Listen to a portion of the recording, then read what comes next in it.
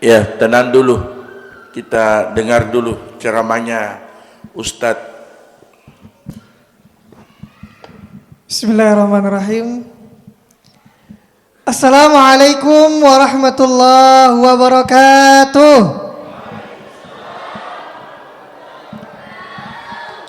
Alhamdulillahilladzi bini'matihi tatimmus shalihat wa bifadlihi tunajjazul mubarat, wassalatu wassalamu ala sayyidina Muhammadin khatimur risalat wa ala alihi wa ashabihi ila akhir saat, amma ba'd. Katanya tadi suruh di sini, ternyata ganti di sini. Biar katanya ibu-ibu bisa kelihatan gitu. Kelihatan ibu-ibu ya? Apa saya harus jinjit mungkin? Enggak.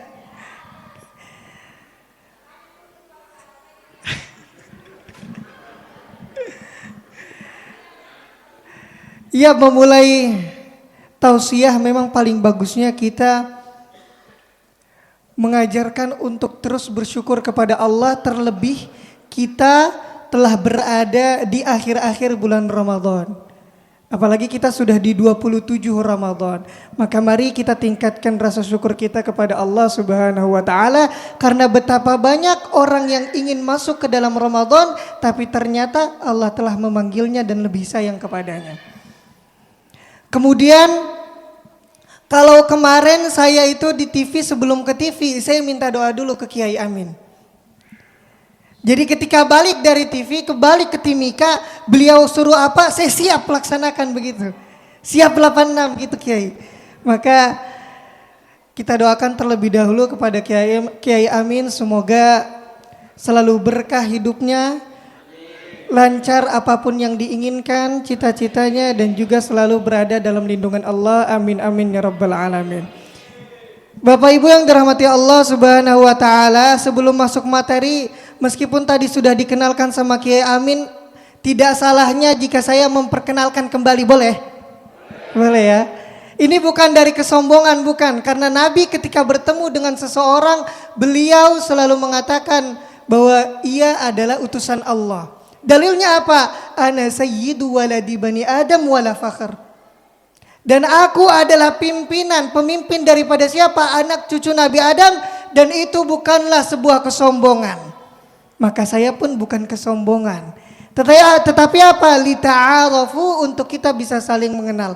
Kan pepatah ada yang mengatakan, tak kenal maka tak sayang. Kalau sayang jangan terlalu berjuang, karena saya sudah milik seseorang.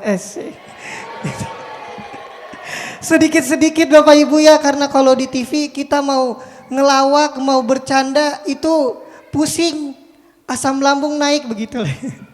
Jadi kita santai saja di sini Bapak Ibu yang dirahmati Allah.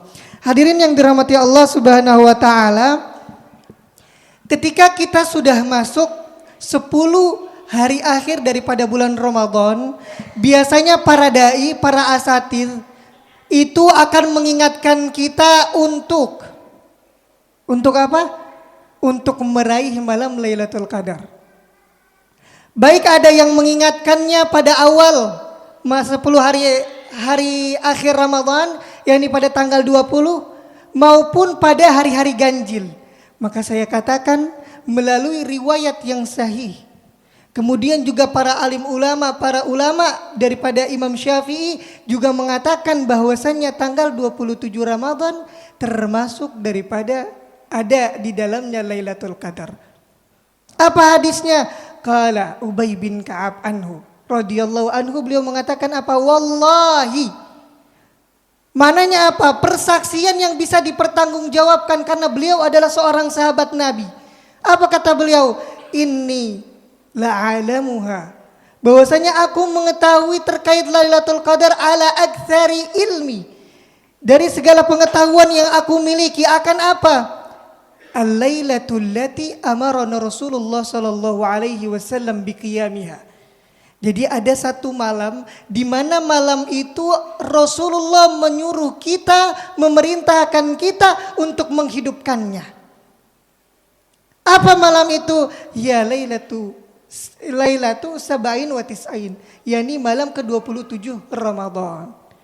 Itu daripada hadis yang sahih yang mengatakan 27 Ramadan adalah di dalamnya terdapat malam Lailatul Qadar. Maka Yang dilakukan oleh jamaah di majelis atau di masjid ya, di Masjid Ar-Rahman itu sudah benar. Sudah luar biasa. Kenapa saya lihat kalau di statusnya beliau banyak yang iktikaf, ketika sahur juga banyak yang datang hadir. Itu kan luar biasa, bagian daripada menghidupkan malam-malam Lailatul Qadar. Tapi Bapak Ibu sekalian, tidak menutup kemungkinan ada yang berpikir seperti ini. Apa? Pak Ustadz, kenapa malam Lailatul Qadar tidak sekalian aja ditampakkan? Karena kemungkinan ada yang berpikir seperti itu. Karena kalau tidak ditampakkan seakan-akan Islam mengajarkan seorang muslim untuk berjuang pada sesuatu yang tidak pasti atau abstrak. Memang kalau kita bertemu dengan orang seperti itu, mereka punya landasan sendiri. Apa landasannya? Jangan mengejar sesuatu yang tidak pasti karena hanya kamu satu-satunya yang pasti dalam hidupku, asing.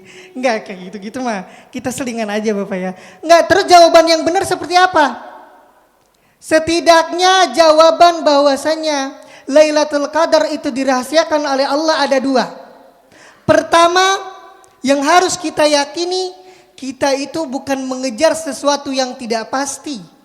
Tetapi dari Lailatul Qadar ada ibrah, ada hikmah bahwasanya batas seorang hamba itu adalah berusaha. Adapun hasil itu Allah yang menentukan. Apa kata Allah dalam Al-Quran surat Al-Kahfi? Fa'atba'a sababa. Fa'atba'a sababa. Ketika telah diaturkan, dibagikan kepada kalian cara dan juga jalan-jalan untuk mencapai sesuatu, maka ambil, kata Al-Quran, maka ambil asbabnya, ikhtiar, bukan mengambil hasilnya. Kenapa? Karena hasil yang menentukan itu Allah. Apalagi fa'at bahasa baba, fa itu di dalam bahasa Arab ada maknanya ta'qib, langsung, secara langsung. Kemarin juga saya lihat di status beliau, kayaknya saya penggemar beliau ya, karena melihat status beliau terus. Apa di status beliau katakan? Ada waktu, beliau sudah kasih tahu tentang waktu Lailatul Qadar dan juga ciri-ciri daripada Lailatul Qadar. Maka kita sebagai jamaah, apa yang kita lakukan? Langsung ikhtiar untuk mencapai meraih Lailatul Qadar seperti itu. Kemudian nanti ada yang mengatakan lagi, Pak Ustadz, tapi kita nggak bertemu dengan Lailatul Qadar kalau kayak gitu. Kata siapa? Jawabannya kata siapa? Karena bisa jadi kita telah bertemu dengan malam Lailatul Qadar tapi kita tidak mengetahuinya. Itu yang paling penting yang harus kita pegang. Dan satu konsep yang penting Bapak Ibu sekalian, apa kata Al-Quran? Inna la nudhi'u ajral muhsinin. Segala usaha yang kita lakukan, segala pahala yang kita dapat, apa kata Allah? Allah tidak akan menyia-nyiakan usaha seorang hamba, tidak akan menyia-nyiakan pahala yang dimiliki oleh seorang hamba. Itu yang harus kita pegang. Maka setelah itu kita tidak akan berpikir, kenapa doa saya tidak diterima? Kan begitu ya Bapak Ibu. Kenapa cita-cita saya tidak didapat? Kan seperti itu. Kita tidak akan berpikir seperti itu ketika kita telah memegang konsep yang tadi telah dikatakan. Itu yang pertama.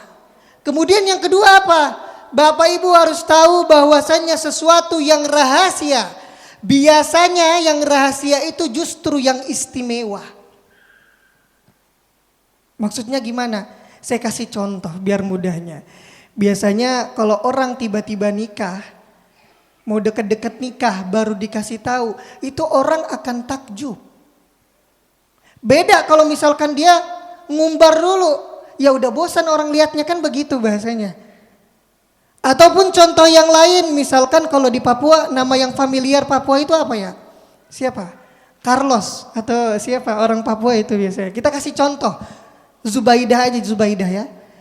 Ustadz, misalkan ada orang datang ke saya, Ustadz, Zubaidah sholatnya itu khusyuk.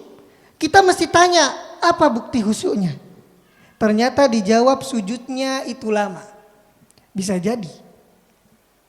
Kemudian datang lagi, Ustadz, Zubaidah umrohnya itu mabruroh. Buktinya apa? Amalnya setelah pulang daripada umroh itu baik semua. Bahkan misalkan dia bawa air zam-zam dibagi 1 timika. Bahasanya misalnya begitu. Kemudian ada lagi yang datang Ustadz. Zubaidah dia puasanya 30 hari full. Kita tanya lagi buktinya apa? Ternyata dia jawab buktinya dia kurus. Cocok gak itu? Nggak cocok. Masa kurus jadi sebab orang puasa? Puasa kan gak mikir kurus atau gendutnya kan begitu. Mengapa? Karena puasa itu adalah amalun sirri. Perbuatan yang hanya kita dan Allah yang tahu. Mananya puasa itu amalan yang dirahasiakan. Maka di dalam hadis qudsi dikatakan wa ana ajzibi. Allah langsung yang membalasnya. Itu bukti istimewanya suatu amalan yang dirahasiakan. Lihat lagi di dalam Al-Quran surat Yusuf. Apa yang dinasihatkan oleh Nabi Yakub kepada Nabi Yusuf? La taqsus ru'yaka ala ikhwatik. Janganlah kalian menceritakan, membagikan mimpi-mimpi kalian kepada orang lain. Maksudnya apa? Jangan dibagikan. Rahasiakan. Mengapa? Karena bisa jadi sesuatu yang kalian rahasiakan menjadi sebab Allah mengabulkan mimpi-mimpi yang kita miliki. Dan itu juga konsep yang kita harus taruh di dalam malam Lailatul Qadar. Bahwa bisa jadi Allah rahasiakan malam Lailatul Qadar itu menjadi sebab kita bertemu dengan malam Lailatul Qadar. Amin amin ya rabbal alamin. Setelah kita mengetahui 2 jawaban tadi, lantas apa yang kita lakukan? Apa langkah untuk meraih malam Lailatul Qadar? 1. Caranya 1. Apa? I'tikaf. Sudah. Karena di dalam i'tikaf banyak amalan yang masuk. Al-qiyam, tilawatul kalam dan lain sebagainya. Kita bisa menghidupkannya dengan tahajud, kan begitu ya? Baca Al-Quran. Itu dari mana? Dari i'tikaf. Maka semua amalan itu bisa masuk. Mungkin sebagai penutup ada satu hal, satu ilmu yang bisa menjadi sesuatu baru bagi para jamaah sekalian.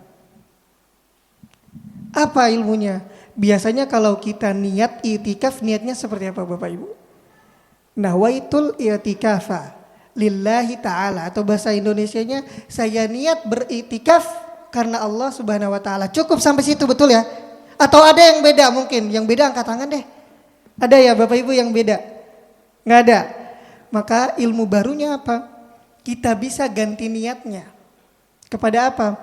Nawaitul i'tikafa fardon lillahi ta'ala. Apa maksudnya? Biasanya kalau kita niat i'tikaf di dalam kitab para ulama fikih itu adalah mustahabbah, sunnah. Maka pahala yang didapat adalah sunnah. Tetapi kalau kita ganti dengan nawaitul i'tikafa fardhon lillahi ta'ala, itu yang kita dapatkan adalah pahala wajib. Karena itu bagian daripada nazar. Sudah banyak di redaksi-redaksi kitab fikih mengatakan seperti itu. Jadi kalau kita i'tikaf dengan maksud niat kita itu nazar, janji kita kepada Allah untuk melakukan i'tikaf, maka pahala yang kita dapatkan adalah pahala wajib lebih besar dibandingkan pahala sunnah yang biasa kita lakukan. Insya Allah dengan begitu kita sama-sama bisa meraih malam Lailatul Qadar. Amin amin ya rabbal alamin. Sebagai penutup Bapak Ibu sekalian, saya mau pantun. Boleh pantun ya Pak? Kiai boleh ya? Pantun. Kita mau pantun dulu, boleh ya? Biasanya kalau pantun jawabnya apa Bapak Ibu? Tapi kalau cakep itu terlalu Jakarta. Iya. Kalau Papua apa? Manyala. Manyala. Tidak, kita jawabnya cakep aja ya, cakep. Oke, saya mikir dulu.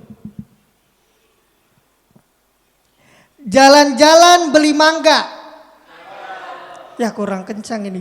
Jalan-jalan beli mangga. Kalau Bapak Ibu bertemu saya, jangan lupakan saya, oke?